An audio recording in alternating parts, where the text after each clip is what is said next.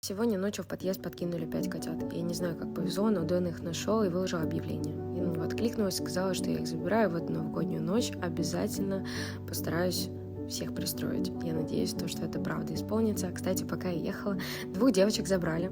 Остались 3 пятнистые девочки, безумно спокойные, красивые. Они даже не пищали, просто ехали спокойно и наблюдали за всем, что происходит. Мы поехали в ветклинику проверять их здоровье. Они оказались абсолютно все здоровые. И я надеюсь, что в эту новогоднюю ночь действительно произойдет чудо, и 2 малышки тоже обретут семью.